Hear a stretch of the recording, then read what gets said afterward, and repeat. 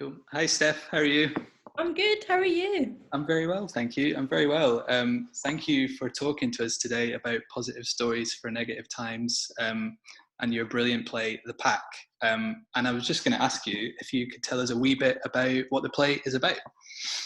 Sure. So first of all, thank you for inviting me to be part of this project. It's been a real highlight of 2020. So The Pack is about a character who's not named in the script, exploring their own isolation and their own imagination and getting lost in the world that they're creating in their head, or are they? It's a play that I hopefully is full of provocations about what's real and what's not real, and leaves lots of space, I hope, for the young people in the groups who take part in the project to fill in the blanks. And it's a very poetic play. It's a very active play, lots of description of what's happening, lots of movement, and lots of space for the creation of an animal that takes place in the middle of the play. And it's never named what the animal is, just that it growls and it has claws. And the characters being chased by this animal through the real world and into their imagination and back into the real world. And so there's this sense of urgency about the piece as well. It's hard to talk about without giving loads of it away. I think that was brilliantly articulated, to be honest, because I know what you mean. It's hard to pin down, but that was an amazing answer. And you spoke a wee bit about kind of the loneliness, etc. But why did you write the play? What made you write The Pack?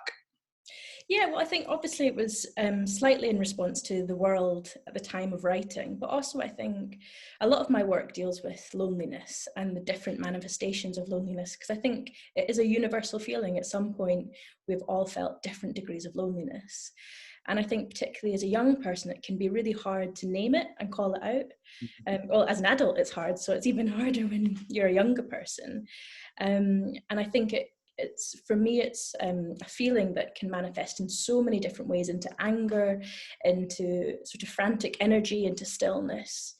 And I think it can be quite hard to realize that you're experiencing loneliness until maybe someone else says it, or you have to confront it. And so I wanted to explore all those different manifestations and ramifications of feeling lonely, and also to make sure there was hope as well in the play. So it's not, I made it sound very sad and depressing. Actually, there's sort of this active playfulness to it about and encouraging the groups to, I suppose, investigate the different ways that loneliness has affected them. Yeah, totally. I think that's brilliant, and it really shines through in terms of the universality of this idea of loneliness, because as I'm not a young person anymore, I'm reading it and I'm relating to everything that the play is about as well. I suppose the last question specifically is who's your play for?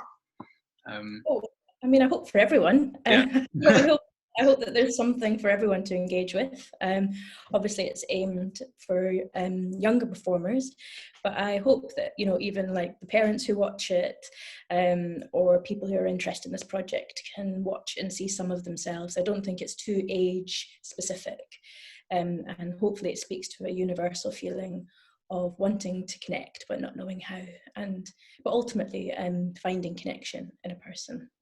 Yeah, brilliant. Okay, well, thank you so much for answering these questions, Steph. And thanks for having me. No, not at all. And if anyone is interested in the play or positive stories, you can find out more on positivestories.scot. Thank you.